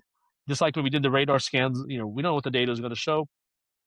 And so this is uh, in 2022. By the fall of that year, we had pressured the governor's office enough and the tourism officials enough that they basically said, okay, we'll bring in a team and do our own radar work, ERT work. So we and in 2019, that was the year, backing up to when we did our first GPR work. The month after we did that work in November 2019, the Turks, Jim Surdison, who made a film, a short, like half-an-hour film about the original Turkish efforts, the people who discovered the site. He interviewed Captain Durupinar, and that's why the site is called the Durupinar Site. He interviewed this guy was still alive, so he made this film. He visited the site, Jim Surdison, in 1995, and so we didn't even know him until I met him at the 60th anniversary in whatever that year that was, 2000, founded in 59, 2019. And Ilhan had already passed away, the Captain Ilhan Drepnar. His daughter, though, was there. And so I met them at the ARC site and we put up a table with all the stuff that we've done in the visitor center. Because at that time, it was an empty building. And so I got to know him. And when he found out we were doing this scientific work on the site in October 2019, he comes in from Istanbul. And we even bring in Drupinar's daughter. She flies in. I think she made it for this. I remember we also had Professor Kaya, who's a geographer, at the local university, and one of the people that we interviewed, for this cable show. Um, anyways, I kept in contact with him. Well, they do. He gets his iPhone out when I'm there, and he tells me, "Could you explain and slowly, because you're going to have it translated into Turkish, what was discovered with the ERT work in 2014 that shows maybe a hull, like this deep underground structure that look from certain angles, it looks like the preserved hull of a ship." And so he had me hold up a piece of paper, and I just explained what I knew about it. I was an observer on that trip. Again, I had the media team, but this was the New Zealanders' work. And so I explained everything. Well, 1 month later, him and this friend who made the condo for me, so November 2019, they put out this press release in Turkey, and they call me an archaeologist, and they're saying, "Oh, they have found like the hull of the ship of Noah's Ark, and they're doing this scientific work." It wasn't nothing to do with the GPR yet. This was just the stuff that happened in 2014.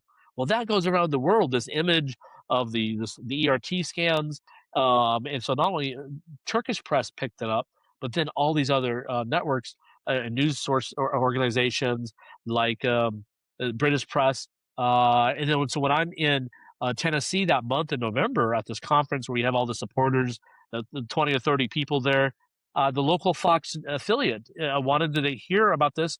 And so I go down to the station in Nashville and they film an episode about it. So, anyways, this is the first time since that 2018 story in Turkey, but this was the first time that the press really like jumped on the new data. And And so this comes into play later on because now we're connected with these reporters. And so, um, anyways, fast forward to 2022, the Turks bring in their own team, and they decided that they're going to focus on ERT and go deep into the surface.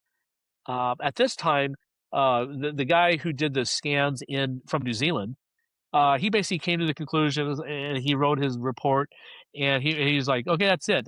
He in fact didn't want us to try to excavate. Said, no, there's no more work to be done. This is like, and we kind of looked at it like, well, okay, you want to say you're the final say on everything, but we wanted to duplicate, like have the same type of results like we did with the GPR. We wanted to redo it and see if we got the same thing, and not just trust his word on it or whatever. So the Turks, when they see that data from that news report a couple years earlier, they decided, the governor's office, that they wanted to do ERT. And so they brought in this team from actually Samsun, which is a city on the Black Sea coast of Turkey. And we found out later that the owner of this company was friends with the governor because he was the governor of that province at the time where Samsun was. And so he called in his friend who he knew who could do this. And we met them, really nice people. And they were there for about a week, and they do a much more in-depth survey. So the 2014 ERT survey, again, ERT is this electrical current that's shooting through this underground, and then when it hits an object, it's like resistive to it, whether it's pocket of air, a rock, or if it goes really fast through like liquid like water. Then when that signal comes back to the central processing, they collect the data. It can map out, tomography, map out what's below the surface based on how resistive the different things are with the rock or soil. And so it's a new way to map below the ground. It's not too new, but they're always refining it and getting better software. And so since no one had access to the original raw data of the 2014 trip, this Turkish team came in and they decided that they're going to do a better job, or you can say a more extensive job. And what they were focused in on was trying to determine, is this boat shaped object unique? Is it a distinct object sitting on the mountainside, or is it just part of the natural terrain? Just a freak of nature. Um, and so and they want to do something different than what the 2014 scans did. I was there as an observer, but I emailed maybe over 100 or 200 emails with this guy who did the scans, trying to understand all the stuff he did and his interpretation of the data. But then he wouldn't release it to anybody else. So when we were there watching his work, he did 13 scans, and 10 of them were lengthwise. If you look at the ARC site, 3 of them are crosswise, and the length of the cable determines how deep you can go into the mountainside. So you obviously, if you're going to scan the whole arc, you want to have your cable a little longer than the boat. So the boat's 515 feet long. I want to say he got his cable was 550 feet. It might have been a little longer, to 575 or something, but it was basically the length. That was the length of his cable, was the length of the arc. And his focus was just the arc. Now, when the Turks came in, they brought in a 1,500-foot cable, so 3 times the size of Noah's Ark. Yeah, I remember I went out there. I didn't even show pictures later on the screen here, but when I went out to take pictures, I was there again to observe the work with the Turkish archaeologist. That this lady who had, her and her friend, who was the Ministry of Tourism, the manager for the province, for that department of the government, who got the permission through the governor's office to do the work. Um, anyways, so I came in as an observer, went down there, took pictures and videos, and became good friends with the scientists actually doing the work. But I saw their cable. I was there also for the 2014 scans, and this cable for 2022 is going way past the arc. And then we talked to them about what they're trying to do, and so they didn't do just 13 scans on the boat. They did 39 scans of this much longer cable, way out to the mud flow. And their whole goal was, again, to determine, how does this thing sit there in the mud? Is it just like a rock or something like local as part of the mountainside, or is it distinct and floating? And so they did that work. I remember the next spring, I think that would have to be 2023. We go to the scientist, his he has a business for this, his office, and he says, "Well, I can't." He said, "The data is owned by the governor's office, so we can't record anything and publish because the copyright, whatever you want to call it, this is owned by them." And so, but I can show you on my phone and on his laptop. He said, "I could show you the preliminary results." And he said, "What I can tell you is that we're seeing an object below the ground that's right below, that's distinct from the mountainside. That's right below where above ground you see the ship shape." Mm. And so that formation, he said, right below it, we're seeing that there's a distinct object from the ERT scans. And he showed us some of the visuals, the actual data. We couldn't take a picture of it. And we actually had a Zoom call. It was me and my local friend who had built that condo for me. He was there with me. We both flew to Samson, and then it was we were there, and then we had a Zoom call with one of the donors who had helped with the trip. He zoomed in, and so he's on he had a computer or a phone. He was interviewing, talking, and watching, and so it was just us three talking to the owner, the geophysicist. Um, and so we thought, okay, this is great. It's showing again. We don't know what to expect, and now we're getting this result. Now this is the Turks doing this, not even our team. And but we're the ones who pushed them to do it, and they're showing us the first results of it. Um, After that, nothing happened. We're like, where's this data? And then every 2 years they get a new governor. Um, but then we find out from this team, and kind of compressing all the time, because of the time here. Well, look at the clock. Um, but I basically what happened was this lady who was we find out later that she was the girlfriend of the tourism manager for the province. That's why that guy told us to work through her, and she will do everything for us because we were paying her a stipend and they were sharing in the money. We find out that actually the governor they were collecting money from us to pay for this work. We find out later the governor's office actually paid for it out of their budget. So none of our money we given was actually paid for this team to do the work. It was just pocketed by these guys. And so that's why I don't want to name anyone because, anyways, she fled. Like we haven't seen her. She got in trouble. Like we reported the whole thing to the government, and so she fled. We haven't seen her back, and she's from that town. He um he knows a lot of high up people, but he got fired. It took a while, but he got let go. He was in that position for a long time. And he got let go. And so next we find out that he went around. So he was let go, but they put him in another position. They don't want to make it look bad for him. Kind of what just happened for some officials in America today. Yeah. They let them go from one position, put them in another one, and give them a new title, and and so that's what happened to this guy. And then because of that issue, though, he badmouthed us. So when we go now, there's a new official in charge of the tourism, and we go to this guy who was the assistant manager at the time. So he's a really nice guy. We had helped edit his book on Noah's Ark from Turkish and anyways, he was in charge, and he was very positive to us. He wasn't trying to make money on the side. And he tells us, well, in the meetings, this guy has been telling people that you guys stole $200,000, and so he would just make up these numbers. And we had given them. It was actually what we gave them. Well, it wasn't 200. It was like 20 some thousand. And we had given 25,000, I think it was, or 20. We had given these two individuals, the lady archaeologist, which we find out she had shared with her boyfriend, who was the official. And so anyways, he inflates the figure, makes it look really bad, and so now none of the officials in the local province wanted to touch us. They're like, "Oh no, you guys, like this is a big mess," because now everyone's being interviewed by the security officials, to see what was going on, and so that was all going on, and the next governor's in charge now. And we go back to the company. He said, "Well, what happened to your report?" Because he said he had submitted it, and we got different answers. So, and then we finally find out from one individual that basically that tourism official that got fired, he made such a big stink about it all that the governor's office basically buried the report. We don't even know what the final report says. We've never seen the actual data or the images of results from the scan, which is very sad because the initial results was showing like there's something distinct there, and we have nothing from that yet. So we're still working.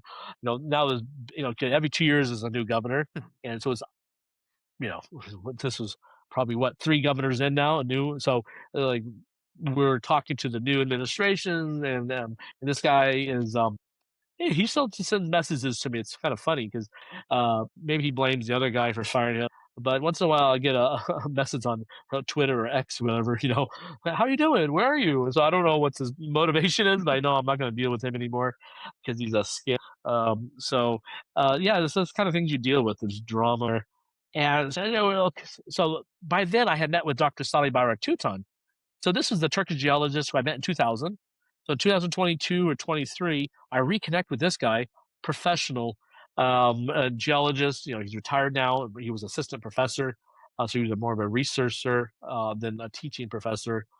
Um, and so, anyways, I reconnect with him 20 some years after I first met him, and I told him about all this stuff that's going on, and so I said, "Hey, can you help us get that data that's locked under key, in the safe of the governor's office or wherever they put it?"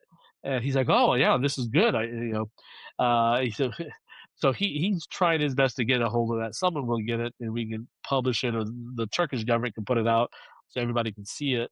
Let it, whatever it shows, let's see what it is.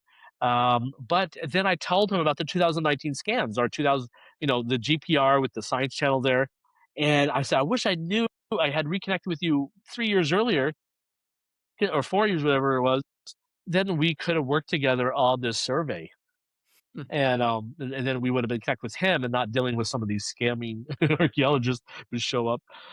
So I told him, like, we have the raw data, and at this time we wanted to have another person look at the data because basically the guy from Atlanta who had initially done the job, he was not interested. Maybe I don't know if we didn't pay him enough or he wasn't interested in Noah's Ark anymore, but he was not returning any more emails. This was 2 or 3 years later that we tried to connect with him, and he was just yeah, not he was, not even dealing with us. So we're like, okay, we have all the raw data though because our project we paid for it. We I give it to Solly, the geologist, and I asked him to find someone who could analyze this. He said, "Oh, I know this lady in America. She has her own company. She's 30 years experience and one of the top geophysicists in the world, and would be willing to look at this for us." Oh, okay. And so I sent her the data in 2020, end of 2022 or into 23. I remember um, it was the fall of 2023. We have the Noah's Ark Symposium. This is a conference that happens every 2 years at the local university. And for the last couple of conferences, I've presented papers. And on that year, I presented a paper about the search for these inscriptions. Even though it was negative, but the results of the search of the inscriptions on the Iranian border with the drone. And I did a paper with Sully about comparing our 2019 data, just what we learned about the right angles and the different layers we're seeing, comparing that with his survey done in 1987. And so we had two papers at that conference we presented. That was October. A month after that conference, we get word from this lady who's been analyzing our 2019 GPR data, and she's like, "Hey, did you guys?" She said, "I'm seeing something really interesting. Did you guys cut a tunnel through that site? Did someone lay like utility lines through there?" She hasn't been out there. I don't know if she even looked up on the internet and see what it looks like the site. We told her no, like there's no utility lines. This is the middle of a valley floor on the mountainside. There's a little village nearby, but farther away. And so, like whatever you're seeing has nothing to do with what we did or what the villagers done. And so she said, "Let's do a Zoom call. I'll go over everything about my analysis of your guys' data." And it was amazing because she basically showed that going down the center line of the arc site from the pointed top end to the middle, she's seen at about 4 meters down, maybe a little less, but at about 2 meters high in some places, so like 6 feet. She says in places you can hunch over, you can walk almost the whole thing, is this tunnel, this void. And she says this tunnel is at the same depth going all the way down, and it comes to where there's a central big, large cavity, a big void, the Bat Cave. But that one starts at the end of where this tunnel comes in, and at the bottom of this tunnel. And she says it looks basically squarish in nature, the shape of this big void, this what I call now the central atrium, and it goes all the way down till we lose data at 40 feet, 13 meters down. And this is with the 100 megahertz antenna. So you're seeing bigger objects with this antenna results, and you get a lot of depth. And then she also saw a broken up system of voids on the inside edge of the boat on the western side.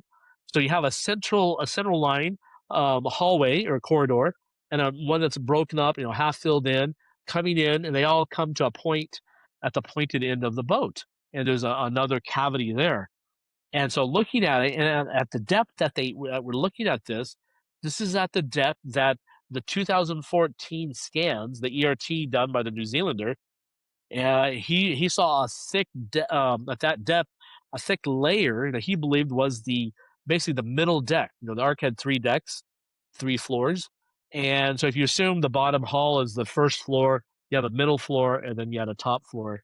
When Ron did his scans, they used higher frequency and older technology. They didn't go as deep into the ground, so when they got to their maximum depth, he was thinking like that layer of data that they're seeing was the hull, the bottom of the ship. And now, when we did when the New Zealander guy did his, with the ERT, which goes much deeper, he was showing that there's something below it, like the hull shape, much deeper into the mountainside. So more of the arc is preserved, and that middle deck that Ron thought was the hull is actually, the middle deck. And so our GPR actually went down to that layer, and at that layer, we're seeing now this whole pattern of, I don't know if they're I wouldn't say they're walls to a room. I mean, they just could be the support beams inside the deck at that layer. So all the like the thicker member. And again, this is guesswork here, but you were seeing at that depth this crosswise pattern of right angles going all the way across. It's very faint, but it's going all the way across the whole scan results for that upper end. Like that's probably the best preserved area. That's where we're getting the most data is from that upper end. And in fact, Ron in all his old meetings and videos, he talks about getting his best data. He said the best preserved part of the arc is that upper pointed end from his GPR. And so here, our GPR is showing the exact same thing, but now we have 3D model. We're looking at better versus thermal paper, black and white. We're looking at a point cloud, and you can make it a model and export it and 3D print it and whatever. So this is at that 4 to 6 meter level down, 10 feet to 12 feet. We're seeing this, and this is the lever, the layer or depth that you're seeing this hallway, this like 2 meter high hallway corridor going all the way from the pointed end to the middle of the boat shape. So if you think about Noah's Ark, the story of Noah is that the animals went on the ark. So obviously it wasn't one big free for all on the ark, there's a whole big room and all the animals are mingling. No, it was, they obviously have, if you think of like the artists in the Hollywood movies, yeah, they had cages or rooms, everything's compartmentalized, everything is organized. They have to put their store, food and whatever else. That's logic. That's not in the Bible. The Bible doesn't say anything, but that the ark had three decks, one door, one window. It doesn't say anything else. So, some of this is just logic. But again, if this was a natural object, you wouldn't be seeing this type of structure, these type of corridors going down. You would just see a mess of rocks and soil, a random mess of that below the surface. And yet here we are. And this is a analysis of our 2019 data. That was such an important trip, how that happened, and that we can even today reuse the data by having other sites just reanalyze it and say, "Hey, look, you guys didn't see this. That was, we're seeing these two corridors, the central hallway, this hash pattern that could be like maybe the support beams for the ceiling of that deck." Um, and with GPR, it's very exact. So we know, like, we can pinpoint, okay, at this location on the boat, this is where this data is, and because our next goal is to core down there and see what is like core into the void, put the camera in, see what we can see, get samples out. Is it something that we can get a sample of? It's just mud covered walls. What can we see? And then core into those layers and right angles to see if that petrified wood is it just like where the wood rotted away and filled in with some other material, like silt or something. So because we are seeing the difference between regular soil and whatever these structures are. So this is stuff that we need to get samples out, and this is before you could talk about even excavation, which is putting a big hole in it, which I don't know if that will ever happen. So our main goal now is try to get to the the coring stage, to do that. And plus, our the actual more of the geological work on the site to understand how did it get down here, how did it get buried and decayed. If you look at the layers, you can determine when certain things fell into it or whatever. Did the rocks in the site come from right nearby, or are they from higher up the mountainside? So then it would show that it got covered up higher up and then moved down. And there's a lot you can do that has not been done yet, like studying the site. We have a full plate ahead of us. But one thing that happened, I want to end on this, and I think I don't know how long we've been going, but almost 2 hours. Yeah. I have not, and I know you haven't even asked me any questions. I'm just blabbing. No, no, it's okay. But I let don't me want to end on interrupt. this. Well, I don't. I know. Yeah, this is our. I mean, yes, maybe it's not our final part, but this is part two about what we did. So I want to end on the last thing we did there, which was announced last year. In January of last year, it hit the news because these same reporters that we had connected with were always asking, like, "What's the latest?" And so then it went worldwide. Maybe that's how you heard about it too. Was because of this, the new GPR analysis and the soil work. And so in 2024, I do now, besides the research, I do tours. People want to come see it. I show them that. We go through other biblical sites in Turkey, and that helps also pay the bills having a tour. So we had a group come out, and it was a small group. We had two from Switzerland and a couple from Australia. And I remember before the tour, the Australian guy had emailed me or the wife, and they basically said, "Hey, my husband or the guy said, I'm a soil scientist. Do you have something I can help with the project?" He's a Christian, but he has never been out to the site and was interested in, trying to help with his background.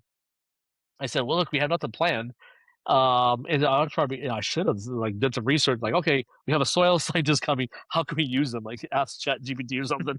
And so I just told him, "Man, just show up on the tour. Something. Right now we have nothing planned." So he gets there, and I have photographs of that tour here. I'll show it a bit, but unless we run out of time. But in the one photograph, you can see we do a group photo right below the site, and you can see right behind us the boat formation, and the grass is yellow or like a lighter color. But right outside the ship shape, the grass is a different color, like a little more of a green. And this is September of 2024. And it may be that this happens every year. I don't know, but I just noticed it that year, and I have a soil scientist there. And usually on my tours, I bring in Dr. Salih Bayar Tutan. He's been there all these years, and he gets to talk to the tourists about what he knows. He's the expert there. And so I point to both of them and said, "Hey guys, you see this? There's something different. If the grass is growing differently inside the boat, like really clear, then that must mean there's something in the soil that's causing that." Uh, you know, this logically. And then so I asked, "Well, how can we design a test that would show us what's going on?" And at first, they were kind of like, "I don't know, Andrew." I remember I had to push them to do this, but finally they sit down and said, "Okay, well, we can. We need to collect random samples inside and out across the whole area. And we need to then look for, then they're talking about like what type of elements and other things and, properties of the soil they should look for to determine what's going on to make the grass that color."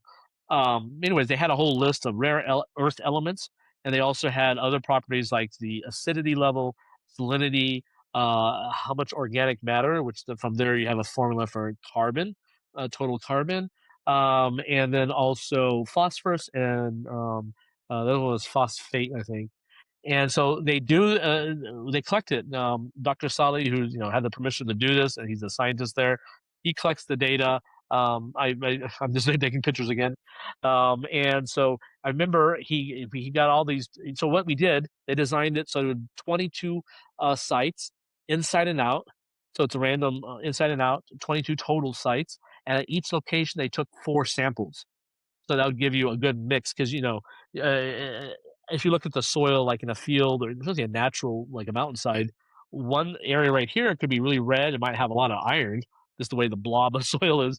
The right, 5 feet away, it could be less iron. So if you took a sample here, you can suddenly say, "Oh, this site has tons of iron." So they did 4 around wherever we set that one site. Maybe did 22 of those sites, but then 4 around it, and then they can mix that up, and that would give you like the average type of soil for that area. And so, anyways, we got 88 samples total. We took this data, and Dr. Sali took it to Ataturk University, where he used to work at. And it's his hometown there in Erzurum, about 5 hours to the west. the ARC site, and that's the last we see of it. And so I go to Switzerland because where I'm at right now, and I'm doing filming here at the TV studio, and I remember constantly texting the scientist, Dr. Saleh, asking him, "What's the results of this data?" And he finally gets back and he sends me this kind of a blurry image. He says, "Here, we finally got the report." And it's a picture of a PDF file that he had printed. I said, "Send me the actual file." I can't even read the numbers. I even try. I was so desperate because I wanted to get the results to what it showed. And I even like upload it to ChatGPT and these other places. This is the earlier versions of it, and asked it to make it a higher resolution. And fix the image, and it still wasn't good enough. But finally, I get the data, the spreadsheet from Sully, and we run it through. I actually upload it to three different, Grok, ChatGPT, Gemini. I upload it to there and just asked it. I didn't say anything about Noah's Ark or a boat. I just asked the system to, from these 88 samples with all these different results for each element and all that. What's the difference between the two groups? Anything significant, or is it the same? Whatever. And then we also, of course, I sent this results to the soil scientist. Now he has a master's and he teaches around the world to farmers how to farm correctly and get rid of soil erosion and all that. And so he knew how to analyze this too. And then he had a friend who has a PhD in it in soil science analyze it. So between and then of course Sally being the geologist looked at it, but everyone got the same thing. So and basically it showed. And I'll talk about just a couple of the most important results out of it. Number one, again, these are random sites, 22 total inside and out of the boat. And so what it showed is that the data that came from inside the boat, and it shows that that has 2.5 times more. Basically is 249% more. So 2.5 times more organic matter than right outside. And so if you look at that shape and you think that this is just random dirt that just coming down the mountainside hits a rock and made a shape, then all that dirt should just be the same. Like this, what would make this boat shape unique? Everyone's saying it's just a rock, or it's not a rock, it's dirt. But if those who say it's dirt, they say, oh, it's just dirt that went around a rock. But again, it's not. How do you explain them? Like they'll have to come up with another reason that you have this type of really big distinction. And that was at the significant level for that was at the confidence level. They look at percentages, and this was at 0.001%. So you're at 99.99% confident that the soil inside the boat is 2.5 times more organic matter. And then there's a carbon formula that Bill told me that you can run on that for average carbon. And when you ran that to get the carbon, like the total carbon, it turns out to be almost the exact same total carbon that Ron Wyatt got when in 1979, he did one sample from deep inside the boat because a crack had opened up and on his second trip to the site. And he pulls out a sample from inside. Now, he didn't do like 88 samples in this random survey, but he got 5 from inside and 1 from outside. That's the best he did it. And then he took some other samples in '84, but even those, it was just like individual like objects he had picked up or like blobs of dirt, whatever. It wasn't a random survey, so he wasn't doing the same thing we're doing. But his one sample that he had pulled out deep inside the boat, it had the same carbon total as our, professional survey work. So that was cool. And then if you looked at, so again, if you're asking probably, or if somebody hears this, are like, well, what? So what does that have to do with Noah's Ark? Well, if the Bible tells us that the Noah's Ark was a wooden vessel. It would be the largest wooden vessel ever built. That in ancient times too. So you have this thousands and thousand year old vessel. If you take the biblical chronology, you could say that Noah's Ark was like 4,500 years old or so, and it's been underground. If you look at this site, if you're not thinking in fantasy world and thinking the Ark is 100% preserved, like some of these eyewitness accounts claim they see on Mount Ararat, then if you look at like, okay, how would realistically, how would a boat like what would the remains be today after thousands of years? You'd look at a site that the soil had filled in and they had decayed mostly away, and a wooden boat would leave evidence like higher carbon, organic matter, I should say, and higher carbon. And so that's what we're seeing. Again, they have not farmed this site, so it's not like the locals are throwing their trash and making a organic dump, whatever, or putting fertilizer down and farming it. We even talked to a local who's the oldest villager there, and who's still alive right now. And last year we did an interview with him twice, and we asked him, when did this boat shape show up? Do you remember? And he was like 9 years old or so, and he remembered. He said it was one morning they had woken up after an earthquake, and the whole mountainside look like what you see in the photos today, Noah's Ark, this boat shape in the middle, and all around it there's rough terrain, like it's just broken up, liquefied, you could say, very unstable. And that's what you see in the old photographs. He said before that, the terrain was smooth.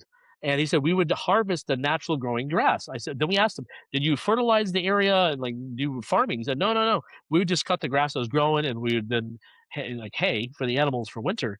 And that was it. And so then, of course, the site itself has been under this national park protection since 1987. But even before that, they were not farming it. So when you look at some of the results, like here's an example, we're seeing the same inside and out for phosphates.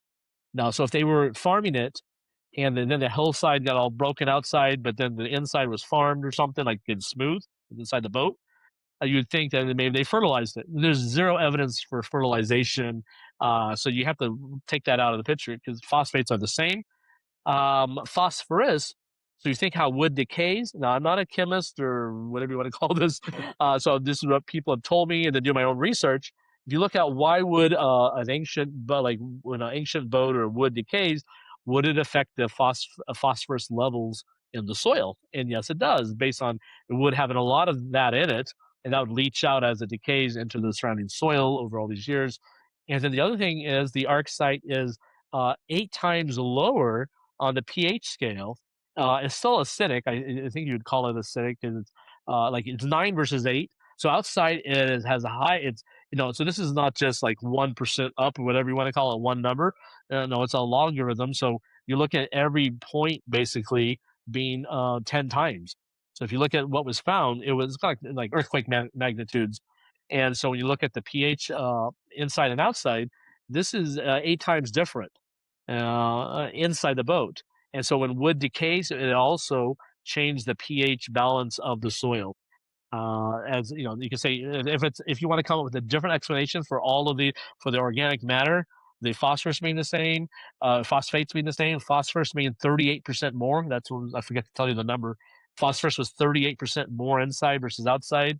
pH is 8 times lower, different from the inside versus outside.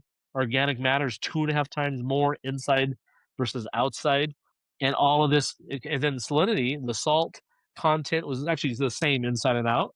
And so I'm not sure what that is, but that was one thing they had put on the test to do.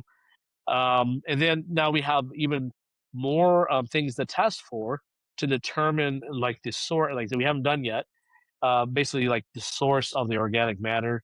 You can determine there's other tests you could do that can determine if it's a recent organic matter or more ancient.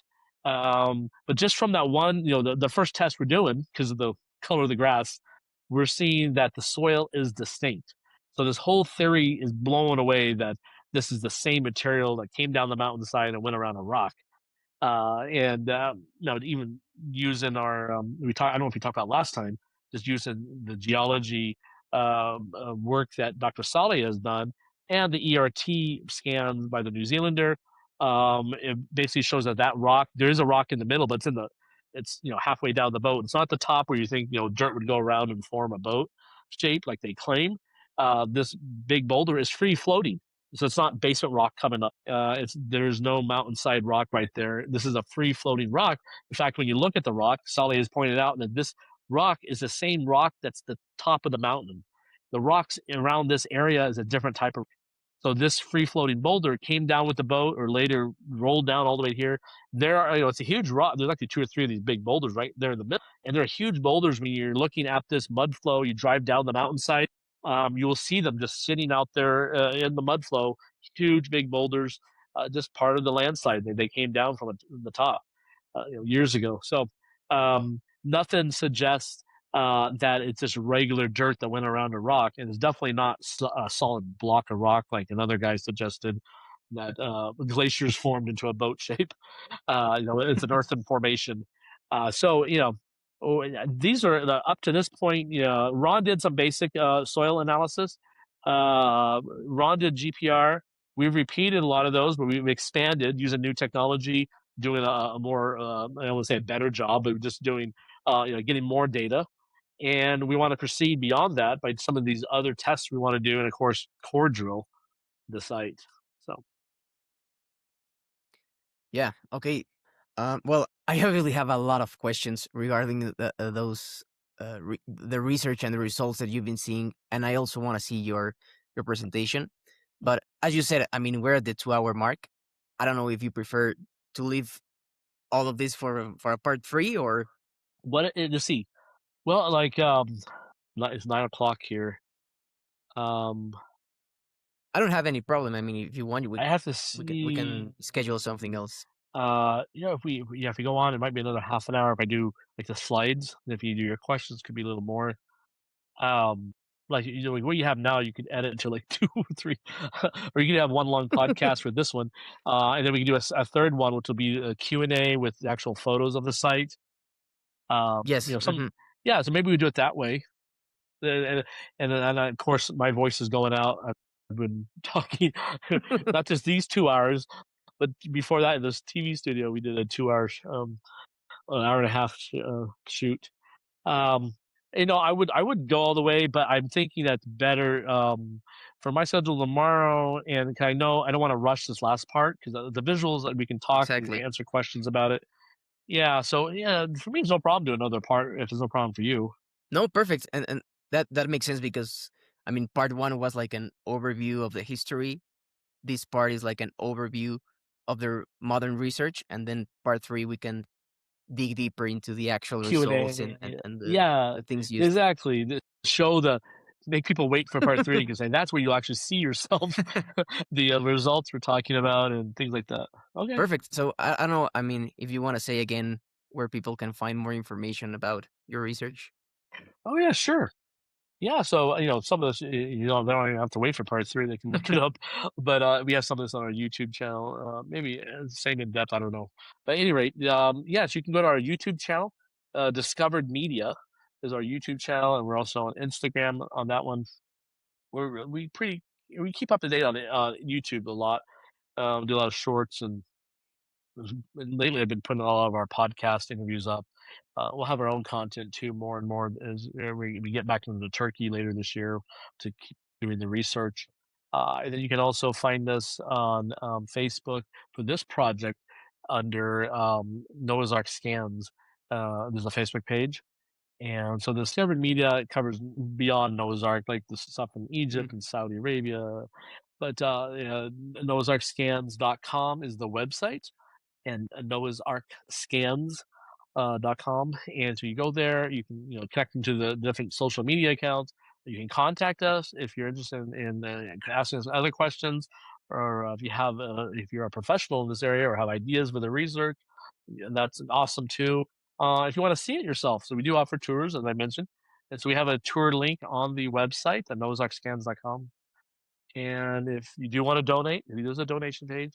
So whatever you want to do, it's on the website's probably the best place to go.